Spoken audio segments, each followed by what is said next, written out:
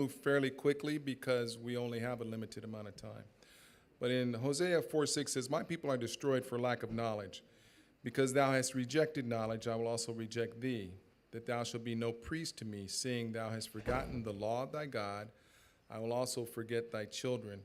That's an admonition that was given to us as a people. It's not just for the generation when this was written, some 700 years BC, but it's for us today. So we have a message. We have statutes. If we look at Exodus 15:26, we see that there's statutes, laws, and commandments that the Lord has told us to keep. And if we keep those, none of those diseases that were put upon the Egyptians shall come upon his people. So we're going to talk about something today. Can you put the PowerPoint up, please? Now, that's a ministry back home. That's the evangelistic arm of what I do. It's healing our cities, where we go into cities and set up in a neutral location, talk about how you can naturally treat diabetes, high blood pressure, cancer prevention, and treatment. But that's the evangelistic arm. This is a quote that we have. "In our large cities, the medical missionary work must go hand in hand with the gospel ministry. It will open doors to the entrance of truth." Now, what we're finding in these days now is there's a struggle to marry the health work with the gospel work. Many churches have become kind of sleepy on the power of the health work, but that doesn't mean that the health work won't be used. So I'm seeing a small revival of that, even as I travel. Christ gave a perfect representation of true godliness by combining the work of a physician and a minister, ministering to the needs of both body and soul, healing physical disease, and then speaking words that brought peace to the troubled heart. And that's Counsels on Health, page 528. So health ministry prepares way for the reception of truth. The right hand is used to open doors through which the body may find entrance. This is the part the medical missionary work is to act. It is largely to prepare the way for the reception of the truth for this time being the three angels' message. A body without hands is useless. In giving honor to the body, honor must also be given to the helping hands, which are agencies of such importance that without them the body can do nothing. Therefore, the body, which treats indifferently the right arm or the right hand, refusing its aid, is able to accomplish nothing. Now, when was this written? 1901. So has the body embraced the right arm, is the question. And these aren't my words. I know some people might take exception. I'm gonna move through some of these quotes. Now, these are the primary organs of elimination, and we're going to talk about the kidneys today. What are the kidneys, the function of the kidneys, kidney disorder, kidney health, solution? There's a statistic in the United States. I think that the number of dialysis centers is growing by 15% every year in the United States. 15%. That means it will more than double in just 5 years. What's the main cause for kidney problems? It's diabetes and high blood pressure. What's the cause of diabetes? It's not always sugar. Sometimes it's too much fat, inactivity. Okay, what's the cause of high blood pressure? Inactivity, too much fat, eating the wrong kinds of foods, not eating enough raw food. So we're going to talk a little bit about the kidneys and how we can treat them. I'll get into later on in this, there's some herbal remedies as well, but we're just going to talk about the kidneys for a minute, where they're located, back here in the back of your abdomen. Filter the blood. This is the functions of the kidneys. Remove waste. Control the body's fluid balance. So some of us might have edema, which is like in our feet might swell up, and that edema means that there's poor circulation, that the blood isn't quite moving from our feet, the furthest extremity from the heart, through the rest of the body. So we would do something called a salt glow. It's pretty easy. You just get some Epsom salt and some water and peppermint oil. Make it like a snowball, and you rub that foot towards the heart and kind of encourage that blood to move. Those of us that sit a lot, those of us that aren't getting enough physical activity, will get edema if we're just sitting, especially when we sit in a chair when our body is in that L-shaped position. It's hard for that blood to come up, turn the corner at the knee, turn the corner at the waist, especially if I'm wearing a tight belt around my waist. Now I've made it even more difficult for that blood to circulate. So we're going to look at some things here. We have come to a time when every member of the church should take hold of medical missionary work. The world is a laser house filled with the victims of both physical and spiritual disease. Mental health is probably one of the biggest things we're having a challenge with now in the church. In the church, not outside the church. And I'll just say this, the longer we go in the church, knowing that we're not doing right in the church, the more stress that causes on our mind. And that stress oftentimes turns into depression, bipolar disorder, schizophrenia, paranoia.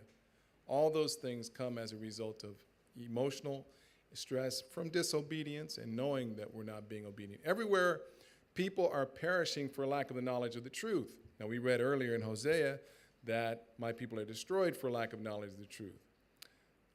The members of the church are in need of an awakening, that they may realize their responsibility to impart these truths. Now, that was written in the early 1900s. It's worse today. It's worse. So I'm rushing through this, but I'll say this. We're in a very, very serious time right now. And I know that, or maybe many of you know, in Matthew chapter 25, there's 10 virgins. How many of them weren't sleeping? They were all sleeping. All of them were sleeping. How many of them had oil, though? Now, what did the other 5 ask the ones that had oil? They didn't just ask to have some. They said, let us buy some. That gives you a clue into the condition of those people. They're going to be able to buy and sell. There might be some people who aren't able to buy and sell but have oil in their lamp. So as we look at the kidneys filter blood. They create urine, and those impurities are purged out through the urine, through the bladder. All the blood in our bodies passes through the kidneys several times a day. Now, testing for creatinine is only the first step. Most of you that get blood work, you'll see your creatinine levels or you'll see your GFR numbers. Those are good indicators as to your general kidney health. A resultant formula, they take your age and your sex, and they have a graph, a chart that actually measures that. Having protein in the urine may be that your kidneys are not filtering the blood well enough. Some people say, or actually some people don't say, it's true. If you urinate and there's a lot of foam in the toilet, there might be a lot of protein in the urine. But that doesn't mean that you have a condition. That could just mean one time you had a lot of protein in your urine. You have to do that for a few days and see if it continues. If it continues, then you might want to go get it checked out. But don't be alarmed if you urinate one time and you see foamy, soapy like suds in the urine. Most people with early kidney disease don't have symptoms, and that's why it's important to be tested. Kidneys are very important for people who have diabetes, high blood pressure, and heart disease. So most of the people that we work with, I'll give you a kind of like a general progression. Allergies, and then the allergy medication, which dries the skin, can turn into Sjogren's. Sjogren's is when you have difficulty actually developing sweat. Sjogren's then turns into lupus, an autoimmune disease. Then the lupus turns into cancer. That's a natural progression of disease. I saw that actually in somebody very close to me. It went exactly that way. But when we're treating these diseases and only treating the symptoms, that's the progression. So it goes from one to the next, to the next, to the next. So we got to get to the root of an illness sooner than later. So the more complex the design, the more evidence of the designer. So kidney disease. Now all those are different types of kidney diseases. Now I have all these in this PowerPoint. We could go through each one and talk about them.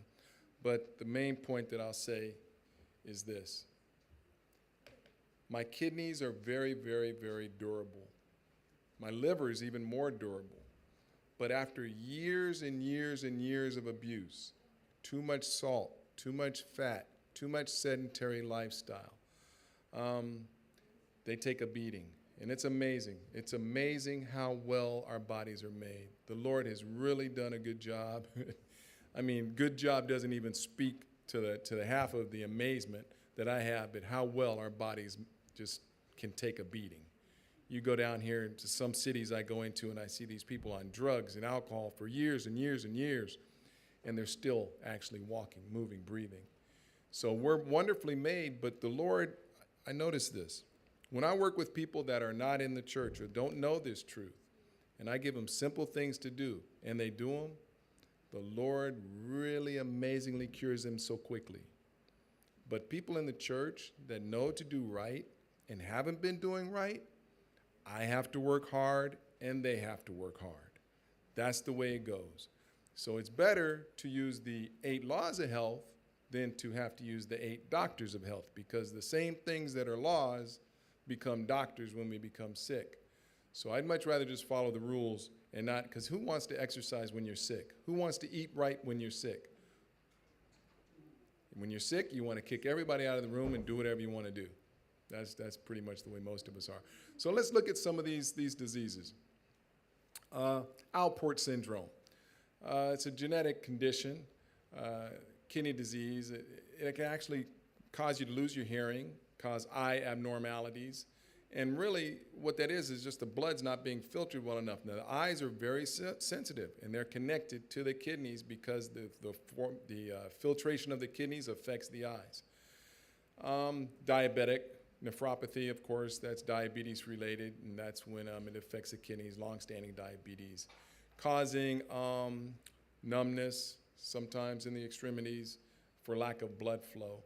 And it can also cause foam in the urine.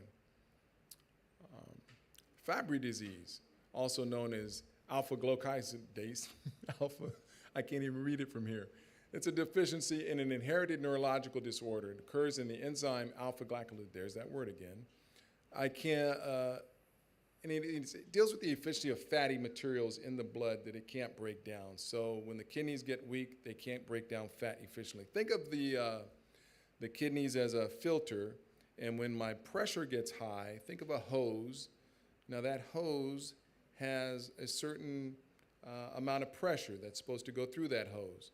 But if I have fatty tissue or plaque in that hose, and my blood is thick from too much sugar, and the pressure is high from my high blood pressure, I've got thick blood at a high pressure going through this. Now it's going to get into those tiny little filters in my kidneys. That's why we get kidney disease. Your blood's so thick from the sugar, and the pressure is so high from the high blood pressure, those little globular filters in the kidneys can't filter the blood, and it overtaxes the kidneys until they're down to 25, 20, 15% functionality. Thank God we have been able to help people with kidney disease at as low as 15 to 20% functionality, but they have to be very strict and stay on a program. If anybody in here knows anybody on dialysis, you know that that's no fun. That's basically for the rest of your life, you have to go 3 or 4 times a week to sit in a chair. You might be feeling fine when you go in, but oftentimes when they come out, they're tired or exhausted. So it's very important to take care of our kidneys. Focal segmental glomerular sclerosis, that deals with the scar tissue in those little filters. And scar tissue builds up after years and years and years of abuse or years and years of high blood pressure and thick blood from the glucose in the blood. So that's another condition. Berger disease, numbness in the fingers, tingling. These are all from the kidneys, just having problems with the kidneys. Of course, there's kidney stones. And there's a couple different types of kidney stones. Of course, uric acid being the most popular. The other two up there are not as popular. But how do you get a lot of uric acid in your blood? Can a person that eats a plant-based diet end up with gout? You guys think that's a trick question, huh? I deal with a lot of people that are on a plant-based diet that have gout. So yes, it is possible. If I eat a lot of beans and rice, a lot of beans, high in protein, high in purines, and I don't eat enough green leafy vegetables, which are alkaline, to counteract the acid in those legumes, I can end up with gout. So whenever we eat beans and rice, peas and rice, we should always have a nice big salad. Most of my meals now comprise of a big salad, a smaller amount of cooked food. I try to go about 60% raw, 40% cooked. But if all I'm doing year after year is eating cooked food at every meal, cooked food, not a lot of raw food, my body's going to wear down. Your energy's going to get lower. Your fat deposits are going to be larger. And you're going to retain more fluid because the raw fruits and vegetables has distilled water in it, which helps your body to release fluid. So you'll retain fluid by eating more cooked food.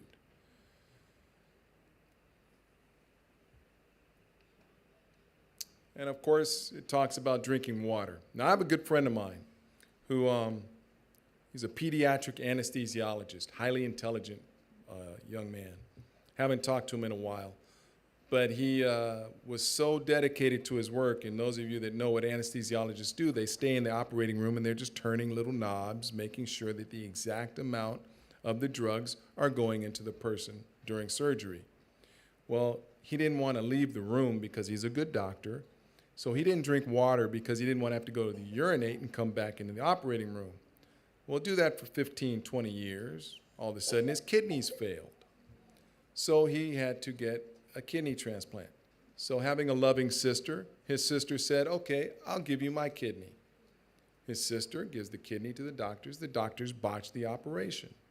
So now he has 3 bad kidneys in his body. So now he's on a waiting list for a donor. Donor comes up, thankfully, right at the last moment. He gets a 4th kidney, and it worked. The operation was successful. If that had been any of us, we probably would have wanted to sue the doctors for botching the operation. But he is a physician, so he just said, oh, well, things happen, and he didn't sue. But he's got 4 kidneys, 1 working in his body. I said, why didn't they take out the bad ones? He said, no, it's difficult to take out those bad ones because they're still connected. There's still blood vessels connected to those bad kidneys, and that's a more complicated surgery than just leaving them in there and bypassing that blood into a new kidney. But can you imagine, you're a physician, you know these things, you know how your body works, but you're blinded to your own health because you're just trying to do a good job at helping other people. It can happen to medical missionaries. Many of us get sick a lot because we overwork. We don't follow the actual tenets that we're telling you to follow because we think we're going to get a pass if we don't get enough sleep, or if we don't get enough exercise, or if we don't eat right. I don't get a pass. I'm under the same exact law as everybody else. And it's really something to behold when you realize that this takes a lot of discipline on all our parts. MCD, which is minimal change disease, that deals with the large amount of proteins lost in the urine. It's one of the most common causes of nephrotic syndrome, which is that inflammation in the kidneys, and that can happen over time. Now, inactive lifestyle, I'll tell you, there's some studies, there's some amazing research that's being done as we speak. Does anybody in here have a sauna in their home? You don't have to raise your hands, but sauna therapy is becoming like the buzzword in research. 66% healthier life as a result of sitting in a sauna 5 to 6 times a week for 20 minutes. What happens in a sauna? You're actually simulating exercise. Your heart rate increases, you're releasing fluid through your 3rd kidney, which I'll call the 3rd kidney is our skin. When you sweat, you're taking some burden off the kidneys. But if I don't ever sweat, my kidneys have to filter all the fluid in my body. That's a lot of work. So I'll say this. There are people that eat a standard American diet. They eat all the things that are out there. They might eat fairly healthy, chicken, fish, whatever, that they think is healthy. But they go to the gym every day. or 5 days a week. And they're healthier than 90% of the people in the SDA church because of exercise. We don't eat the way we eat to be healthy. We eat the way we eat because we're in the Day of Atonement. Do we understand what that is? This is a serious time. This is a time we're supposed to be afflicting our souls. We're on a fast. Our diet is a fast from certain foods so that we can hear better. We're not just doing this to be healthy. God is trying to talk to us and salvage us. So nephrotic syndrome, it's a group of symptoms that indicate your kidneys are not working properly. These symptoms may include too much protein in urine, called proteinuria, low levels of protein called albumin in your blood, hypoalbuminemia, which is swelling in parts of the body called edema, like we talked about, polycystic kidney disease, clusters of cysts develop on the kidneys, causing the kidneys to enlarge, and they lose their functionality over time. All these things can come as a result of not taking care of our kidneys. Now, the kidneys will operate beautifully if we just do the right thing. I mean, like I said, they're durable organ. The liver is a durable organ. But you don't want to get to the point to where you have cysts on your kidneys or lesions on your liver and you end up with cancer. All of us in this room have cancer cells in our body right now, but our immune systems, prayerfully, are keeping those in check. But if we don't do those things that we know are right, especially when we know they're right, that's when we pay the price. So for those of us that like to eat the salty, greasy foods, and those of us who have to have dessert after every meal, we need to reconsider. We have to really, really consider. And you know what, I've at the end of my emails, when I send emails out, and I know I'm a little bit over time, I'm going to wrap it up. There's a little quote that I have that when I first started doing this work, the Lord just gave me this thought. I'm not just taking care of my health for myself, but I'm taking care of my health for those who I say I love. Because if I get sick, those people who I say I love are going to have to take care of me. So now I'm taking care of my health so that I won't prematurely burden those people who I say I love. Maybe that's enough motivation for us to do the things that we should do for our health, because most of us need some kind of motivation. In the Garden of Eden, it was appetite that turned up to be the winning play that the devil played on us. Appetite. It looked good. It seemed good. And so our appetite is the same thing he's using in these last days. Most of us are not able to do this work because we're not healthy enough to do it. And when I say this work, I mean go out and spread the gospel. I don't mean be a medical missionary. I mean just have enough energy to go out, walk 8 blocks, talk to 5 or 6 people about the Lord. Most of us can't do it because we're not healthy enough. And that's a sad commentary on our church. And even if I'm 80 years old, I should be able to walk 8 blocks. There's no reason why I shouldn't be able to. But I'm in my 60s now. The things that I do in my 60s, I'll get dividends in my 70s. In other words, if I take care of myself well in my 60s, I'll be okay in my 70s. Same thing for my 70s. If I take care of myself in my 70s, I'll be okay in my 80s. But if I have a bitter attitude, if I think I've been dealt a bad deck of cards in my life, if I think of this life as, oh, yeah, you know, if I'm holding on to bitterness, if I'm not forgiving people, if I'm not actually beholding Christ, I'm not going to have the dynamic health that the Lord wants me to have. None of us will. So we've all been called to a higher standard. So I pray that this little bit of time I had hopefully inspired a little bit of thought, but I can have maybe a few minutes for some questions. If somebody had any questions, I can take a few questions. Usually the first one is the hardest one. By the way, your questions aren't limited to kidneys. You can ask a question about anything that has to do with health. I work with people that have anything from Lou Gehrig's disease to cancer to kidney disease, liver functions, Crohn's disease, IBS, restless leg syndrome, all these different things that have come up in the last few years, which are really strange diseases. But there's a lot of names now. Well, you can't really sell drugs until you have a classification for the disease, so that's a lot of it too. But any questions out here? I have one here.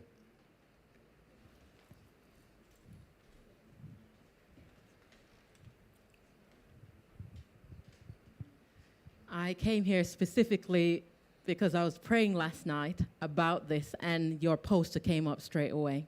Wow. A friend of mine has just been discharged from hospital. He's got multiple sclerosis, and he's got pneumonia. He's constantly going back into hospital. What can he do to reduce his admission for these constant infection? I was thinking of doing hot-cold treatment on him, but I don't know anything that may counteract that. Right. It's a good question. I'd like to talk in more depth as far as what's going on there, but I'd look at the environment that they live in. Is it a hygienic environment? Is it a stressful environment?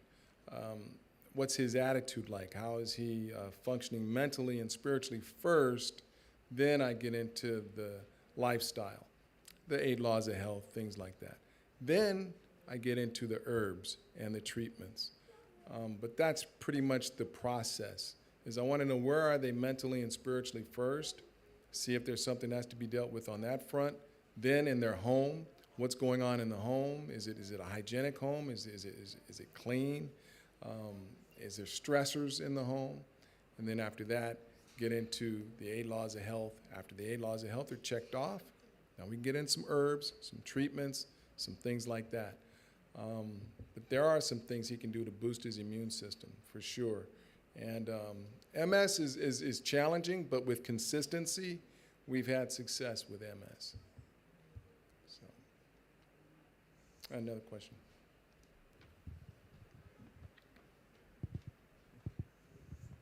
Okay, thanks very much for your presentation. You mentioned these herbs. What exactly are these herbs? And after you've done your talk to the person, whether it be mentally, whatever, then you would suggest some herbs. What are they? Sure. If I had continued on the PowerPoint, I would have gotten through every single herb and why it's up there. And you can email me, and I can email you this presentation, also email you the herbs as well. Some of them are diuretic herbs like uva ursi. Now I'm going blank on a lot of them. I have about 50 different formulas, from cancer formulas to diabetes to high blood pressure. I got 2 different kidney formulas. But there are properties in certain, as you know, in certain herbs that stimulate certain responses in the body. So I'm using diuretics. I'm using some stimulating herbs that are going to stimulate blood flow. I'm using some herbs that will counteract bacteria, like golden seal, elderberry, which is good for the immune system. And then there's a whole list. Usually when I'm doing a presentation, I have the computer right here, and I can just look up things. But the computer's up there. I'd have to get back to the screen to actually get to the list of herbs. But I have no problem sharing those herbs with you. When it comes to herbs for the kidneys, no problem. I'll share all those with you. Oh, my email. It's herbsforfood@gmail.com. herbsforfood. herbsforfood@gmail.com. herbsforfood@gmail.com. And you can email me, and I can send you as much information as I have. I've really talking about kidneys is an old presentation. I haven't done this in a while. So I have a lot of information on kidney health, a lot of information. I have another question here.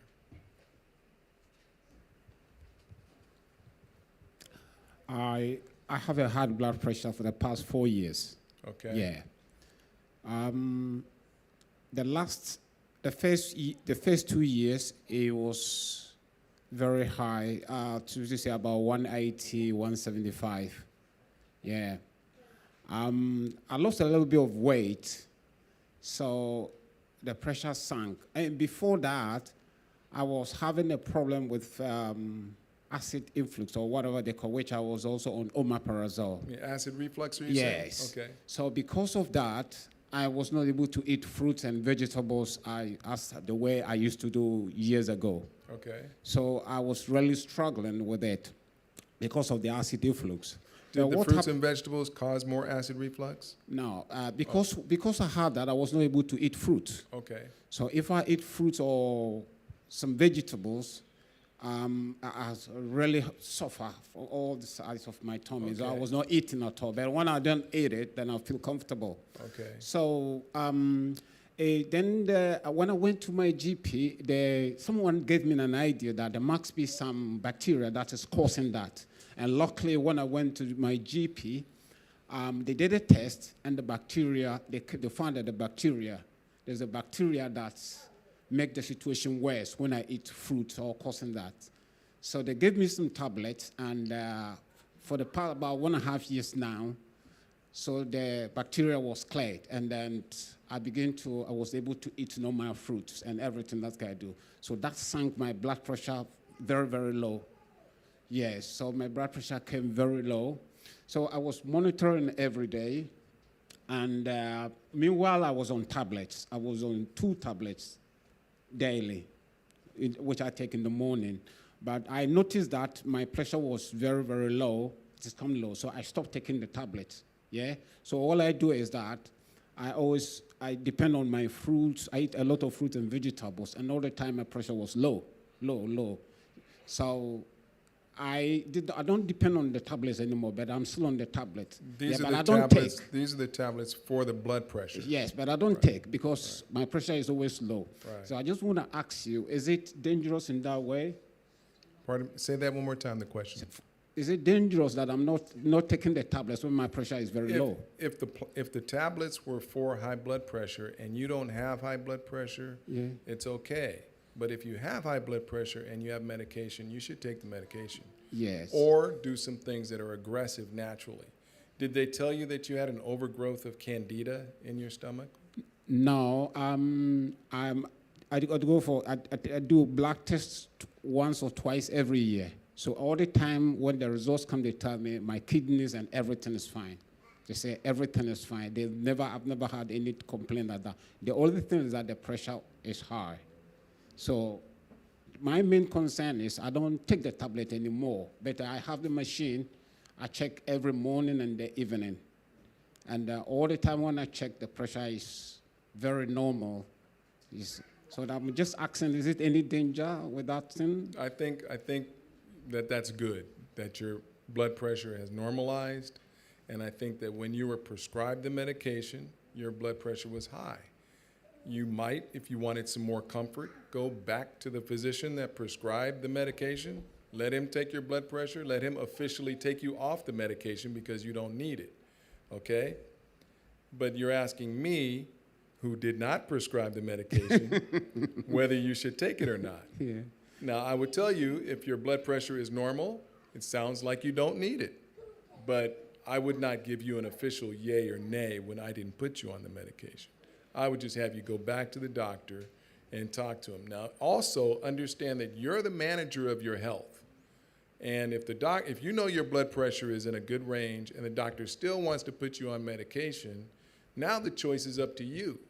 Now, you have to decide, do I want to take this even though I know my blood pressure is good and the doctor's telling me to take it, or do I want to just not take it? That's where you have to be prayerful and come up with your own conclusion. I try not to interfere with people and their prescribed medications. I just tend to tell people the facts and give you the benefit of my information and what I know. But that's really between you and your doctor. But if it's me, I can tell you what I would do. My blood pressure is fine. I don't need to take the medication. That's what I do. Yeah, that's what I would do. Yeah. Thank you very much. Sure.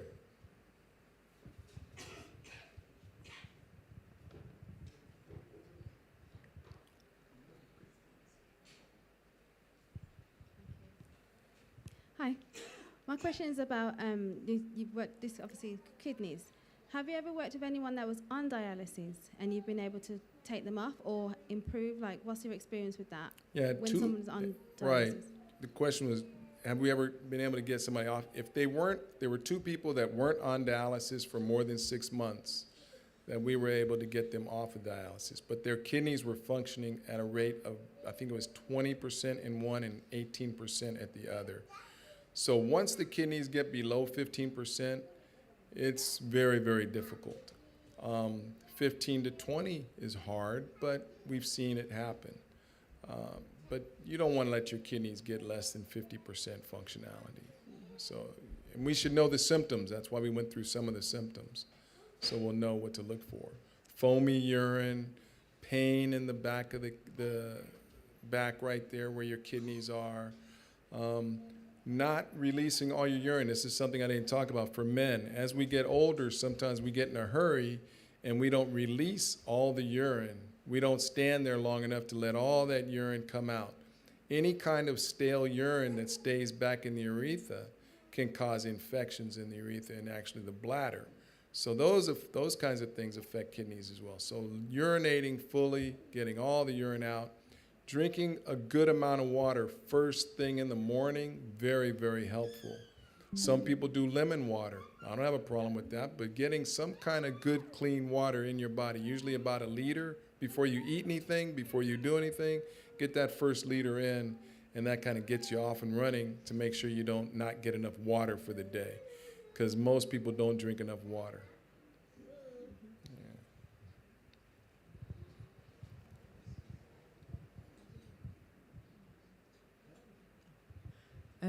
My question is, what's a good way to start reducing sugar or sugar addiction? Oh. So if you like a lot of sweet things, what's a good way to reverse that? What would be the first baby steps? What are the foods or whatever you can do to get off the chocolate and the sweets? Good question. Great question. How do you get off the sweets? You know, most drugs are created by accident. You know, Viagra was going to be a blood pressure drug, and it turned out to be for erectile dysfunction. I developed a formula for the thyroid that turned out to be good for getting people sweet tooth in check. And what's in that formula for the thyroid is bladderwrack, dulse, kelp, alfalfa, moringa, spirulina. All those supercharged green foods, apparently when we take those for a good amount of time in a good healthy dose, our sweet tooths go away. And that's in a capsule form, because I had that from a few people that were taking. They said, I don't have the sweet tooth anymore. I said, must be from those green foods. Because sometimes when we're craving sugar, do we know what sugar does when we take it? Like processed sugar or any kind of glucose, first of all, is going to cause your body to release insulin. Some of us are more resistant to insulin than others. That can be a problem. But sugar robs your blood of oxygen first, causes inflammation in the body second.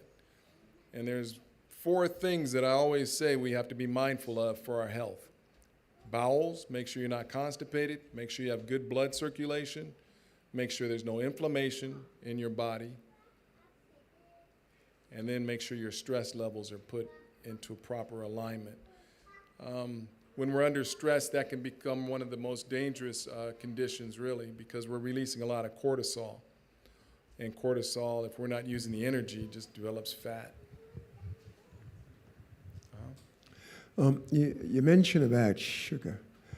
What's the difference between eating a lot of fruits that has, some form of sugar in, than just putting sugar in your tea? What's the difference? Right. Well, the fructose that's in sugar, the body sees the fructose, the sucrose, the glucose, all the sugar, the body sees it the same. But when I'm eating fruit, there's fiber with the sugar. So that fiber slows down the uptake of that sugar into my bloodstream, which allows my body to more slowly release insulin, which doesn't stress my pancreas as much. So getting the fiber with the sugar is important. Well, what about a cake? Cake doesn't have much fiber. Cake is very sweet, has a lot of fat, has a lot of sugar, a lot of grease or fat, whatever. And then, your blood sugar is going sky high. And many of us grew up, thinking that cupcakes and cakes and pastries are nice treats, but they do stress the body. Now, for many of us that are older, I was born in 1961. When I was growing up, you didn't see too many people with allergies. You didn't see too many people with a lot of the diseases around now. When I was a child, there was nobody in my junior high or school that had diabetes. You go to a school today, in elementary school, from the children from, say, age 6 to age, let's go 6 to 18. Now you've got 15, 20% of them have diabetes. That was unheard of before. So there's something in the way that we have started adopting our lifestyle, less active, more fast food, more processed food, less real food. So children is really, it's a difficult thing right now to get them to move more and get them to kind of eat better. And of course, children are being bombarded with advertising all the time. And when they're at school, there's probably machines that they can get junk food out of if the school's not already feeding them junk food. So they're challenged on a lot of fronts. I had a question over here.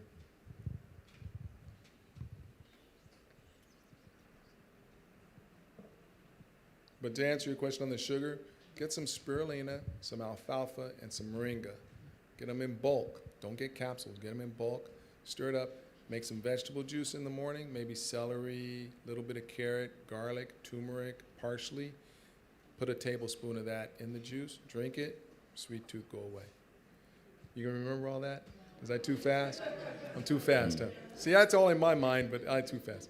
Okay, so the juice would be celery juice with a little bit of carrot. It's a little sweet. And then you're going to put garlic and turmeric and ginger.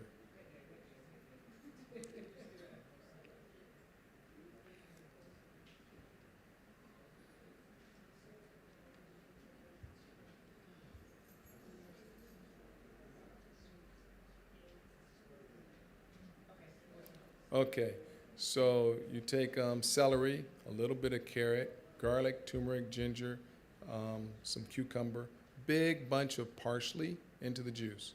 Now it's not going to be sweet, but it's going to taste like liquid salad or liquid grass almost. But it's okay. I mean, it's fine.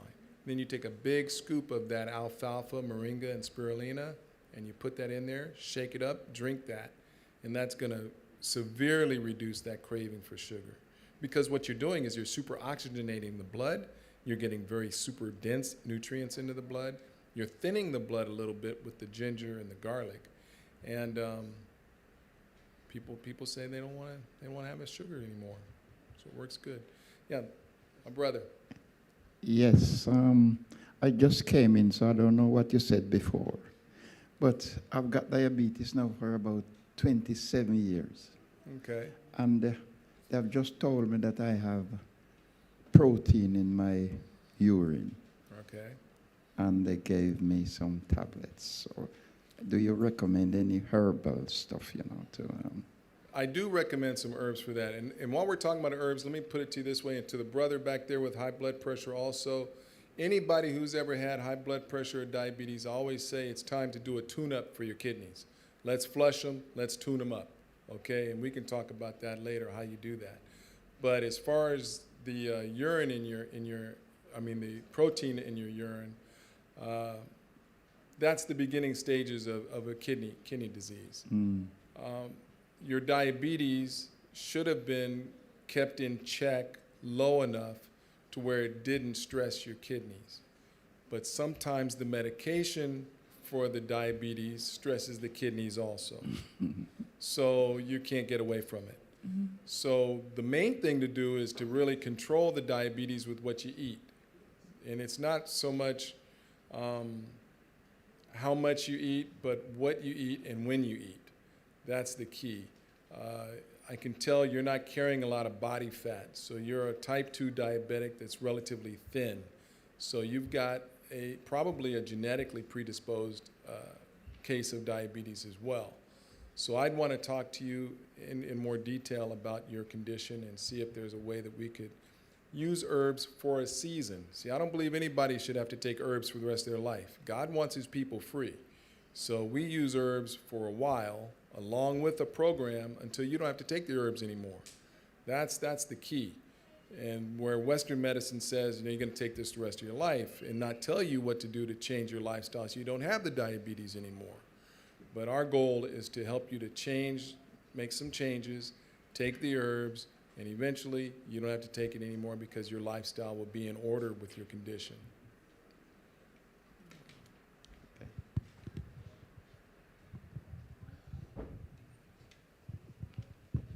I wanted to add to that about the green. Mm-hmm. I know that I have low iron levels. Mm-hmm. And anytime my iron levels are low, I cannot control my thoughts about eating things that are sweet. So I'm working against the natural thing in my body that is saying, you need some iron.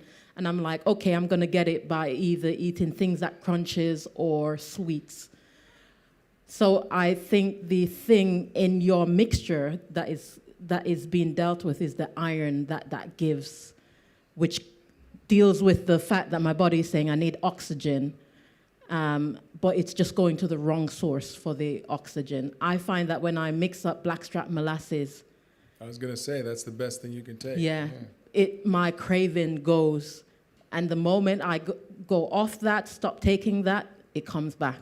Yeah. So maybe the real issue is that your iron levels are low, and you need to address that. Yeah. And you address it through that drink that you Right. suggested. And you can also take if you get a sweet tooth, just take a tablespoon of blackstrap molasses. That's much better, has more trace minerals than the other stuff. The blackstrap molasses, I was going to ask, how do you take it? Did you say a teaspoon Just or a tablespoon of it. just like that? Because I do have iron deficiency as well. And like I put it on my cornflakes and whatever, but I never really know how to take it. So if you're saying, how often should I take that You then? can did you take say? 1 or 2 tablespoons up to twice or 3 times a day, depending on the condition. But it's Yeah. a bit sweet. Doesn't that Yeah. contribute to the sugar side? If you You know, if a person is not a diabetic, I wouldn't worry about it as much. I like blackstrap molasses, so I put it on toast, I put it on things, and I eat the blackstrap. If I'm treating a condition, you can take the blackstrap, put it in a tea, or even if you're see, I would probably, if it was me, that juice that I told her, I'd put the blackstrap in the juice and drink it all down. But that's me, because I don't mind the way herbs taste, and I get beyond taste. A lot of people are very sensitive to taste, so they want the sweet stuff with the sweet stuff, and they want the bitter stuff with the bitter stuff. But yeah, both of those are very good for low iron, though. But there is a drink that you can make, and then I'll take the next question. There's a drink you can make with blackstrap molasses and grape juice and dried plums, dates, figs, and I can give you those ratios if you email me. And you let that sit, and then you drink that, and that just shoots your blood count straight up. We give that to people that are low blood count and low iron. Yeah. I haven't got a question, but I'm just saying about blackstrap molasses in water, lime or lemon, and just drink it. Yes. And it's very pleasant and refreshing. Yeah, I agree. Amen. Yeah. Yeah, you can actually make a lemonade with blackstrap molasses or a limeade or, yeah.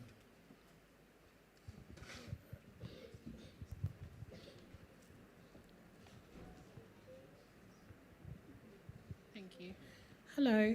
Right, so if you have one kidney that is smaller than the other and more to the front, so it's out of, well, the location it should be. I'm sorry, but the baby said something right when you said something, so you say it again. Right, so one kidney is smaller than the other, and it's also not in the position it should be, so it's Okay. more to the front. Okay. Is there any likelihood of, issues later on in life, any kidney diseases, or is one able to function okay with one being smaller and more to the front? Yeah, I can't tell you what would happen in the future, but if it was me, I would want to do some things periodically that are going to tune up my kidneys. And one thing you can do, and I don't recommend this for everybody, it's only in extreme situations. You can take some aluminum-free baking soda and some nettle seed, Nettle seeds are very hard to come by. I think the last ones I got were from Romania. But you crush up these seeds and you put a half a teaspoon of baking soda with a teaspoon of nettle seed, stir it up, drink that down. And the nettle seed actually has some saponins and some phytochemicals. It actually helps to revive the kidneys, and the baking soda becomes very alkaline in the body, so it helps to pass it through the kidneys as well. That's just part. I have a formula that I put together with more things that's got that in it. You can get that from me, but that's just a real simple way that you can tune up your kidneys, as well as I have a liquid also that's a kidney and spleen tonic, and that deals with also the spleen as well. But I wouldn't worry if they're not bothering you, but you want to be mindful, you want to pay attention. Anybody in here that's over the age of 40 should get your blood work done at least every 2 years, and keep a file. Keep a file at home. Don't rely on your doctor to keep your records. You keep your blood work so you can go back and look and say, okay, when I was 38, this was what my numbers are. Now I'm 48, and here's what my numbers are. And you can get a baseline for what your good health is, because we're all different. Your baseline numbers are going to be different than mine from yours. So keeping a record of your blood work is very, very helpful for being able to monitor your health move as we get older. Thank you. And a question here? Oh, he's going to bring you the mic. Well, your blood work, can't that change within a week or a day or so? Because it goes on diet and sleep patterns and everything, doesn't it? It can. It can. And the only thing a blood work does is gives you a snapshot for that particular moment. We do fast usually, so your blood sugar numbers should be relatively good. And by fasting, you're also allowing the kidneys and the liver to kind of rest as well. So you should get some pretty good numbers. But you're right, it's a snapshot, but at least it's a baseline. A guide, yeah. Yeah. All right, thanks. Yeah.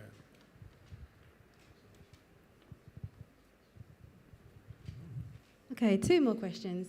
First one is, what's your favorite illness to work with? That's one. And secondly, testimonies, like what experiences have you had from people who've come to you, and like, can you share any testimonies of what people that you've worked with and what their experience has been as well? Oh, sure. My favorite thing to work with are elderly people, people over the age of 80 or above.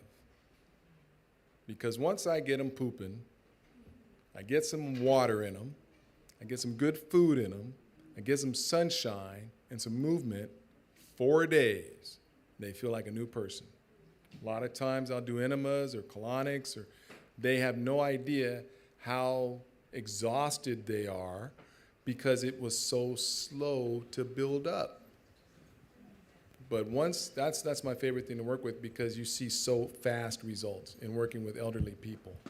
As far as cases that I've worked with and some memorable ones, it's always, for me, it's always encouraging when I see people that are sick, but their attitude is, they're encouraging me.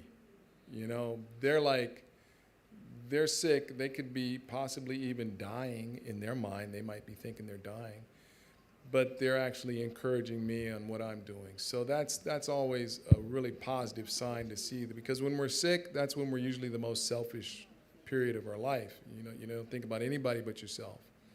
But to be sick and be able to consider somebody else is truly amazing and a blessing. There's one in the back. And then we're going to have to stop after this question. Hello. Does swelling of the ankle contribute to kidney? Yeah. The edema in the ankle means that there's probably not enough circulation. The fluid is getting locked down down there. So elevating your feet, take your legs, put them on a chair like that. At the end of the day, that'll help move some of the fluid. Salt glow, which is where you take Epsom salts, a little peppermint oil, and a little bit of water, make it like snow, and have somebody rub that up your foot towards your heart very aggressively. That'll move that fluid off. As long as you can push your finger in your foot and then you take it off and there's a dimple in there, that's technically edema. That means that you're not getting enough blood flow back up from the lung. That's the furthest part from your heart is your feet.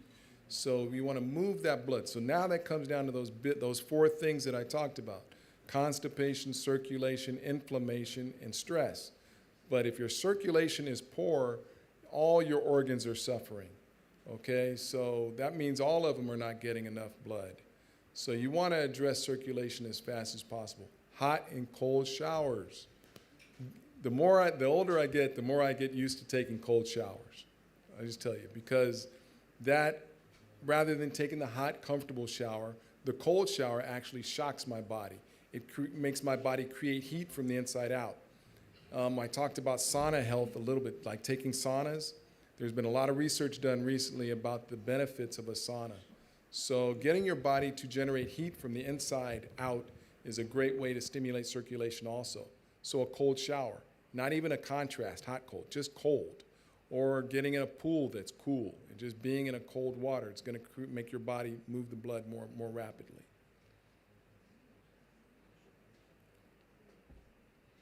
Well, that's all the questions. Thank you. Thank you. They're telling me that's all the time we have. I thank the Lord for being able to share just a little bit while I'm here. I'm just going to say a short word of prayer, and then I think you have another. Oh, you want me to wait?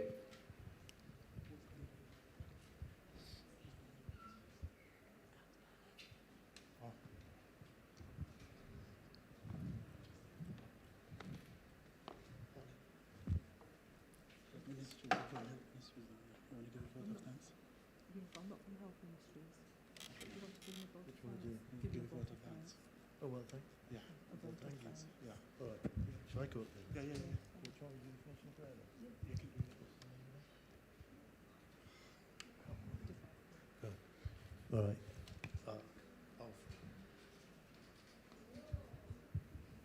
We want to thank you for coming to speak to us. Would we like to have him come again? Anyone? So we'd like to have you come again. Where are you based then? I'm in Tennessee. Oh, that's a bit of a way away, isn't it? I thought you were going to say down the road. But we'd like to have you come. When are you next in England then? That's a hard question. I don't know. I'll probably be here next summer, but possibly before. If you can let us know, we can probably organise to get you for longer next time, because we'd like that. Great, thank you. I'd like so to come. we'll let you finish off praying for us. Thanks. Oh, thank you so much. Thank you. Can we have a round of applause, people? Thanks very much. Thank you. Let's pray. Our most loving Father in heaven, Lord, we thank you again for blessing us and keeping us.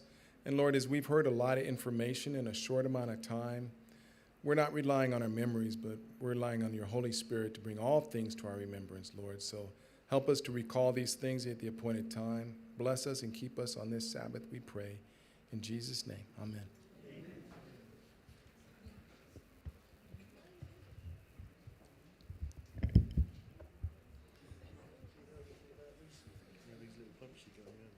Someone did tell me it was called the Doctor. Oh yeah, it's cold. It's a deposit. It's not painful, right? Well, in the cold you can feel it at times. Yeah, it's a calcium deposit. It looks calcium deposit. What can you do for that? Soak it in vinegar. All right, I've heard warm that. vinegar. Yeah. And you know when you put the wraps on with, someone said, what's that oil? Castor oil. Yeah, and bring it out. But you got to leave it. Cloth on there and let it soak out, isn't it? Yeah, because I've got arthritis in here as well, so that's nothing for that, isn't it? Yeah, and try to eat more raw food. Yeah, I eat quite a bit raw. Yeah. I'm virtually vegan. I don't eat no meat or fish. Right. It's wear and tear because I do physical work as well. So That's it.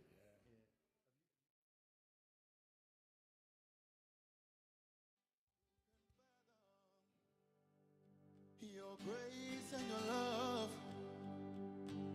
we haven't discovered a way to sum it up.